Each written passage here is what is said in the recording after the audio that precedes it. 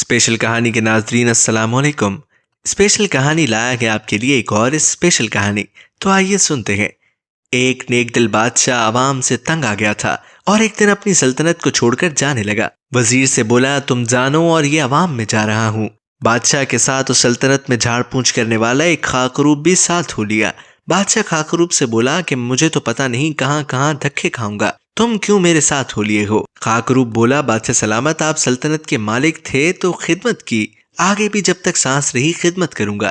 الغرض دونوں چلتے چلتے ایک دوسرے ملک پہنچے جہاں کا بادشاہ وفات پا چکا تھا اور نئے بادشاہ کا چناؤ ہونا تھا، جس کا طریقہ کار یہ تھا کہ ملک کی ساری عوام ایک بہت بڑے گراؤنڈ میں جمع ہو جاتی اور ایک پرندہ اڑا دیا جاتا۔ یہ پرندہ جس کے سر پر بیٹھ جاتا وہی بادشاہ بن جاتا تھا۔ بادشاہ نے خاکروب سے کہا چلو ہم بھی یہ تماشا دیکھتے ہیں کہ کون بادشاہ بنتا ہے۔ الغرض وہ دونوں بھی مجمع میں شامل ہو گئے۔ پرندہ اڑایا گیا۔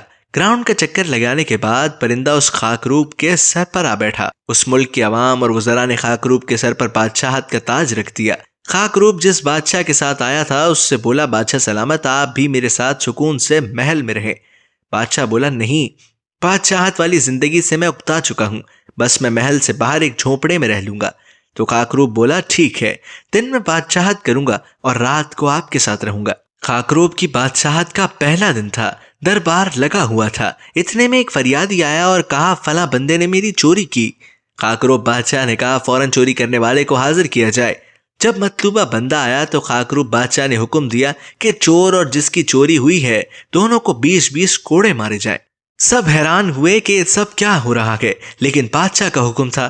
تھوڑی دیر بعد ایک اور فریادی آیا اور بولا فلاں شخص نے مجھے مارا ہے، تو خاکروب بادشاہ نے پھر وہی حکم دیا کہ ظالم اور مظلوم دونوں کو 20 کوڑے مارے جائیں۔ الغرض دن میں جتنی فریادیں آئیں اس نے ظالم اور مظلوم دونوں کو کوڑے مارنے کا حکم دیا۔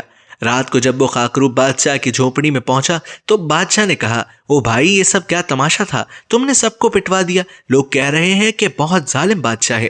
تو وہ خاکروب بولا علی جا، اگر اس قوم کو ایک نیک اور اچھے بادشاہ کی ضرورت ہوتی تو وہ پرندہ میرے سر پر بیٹھنے کے بجائے آپ کے سر پہ بیٹھتا۔ یہ جیسی قوم ہے اس کو ویسا ہی حکمران ملا ہے۔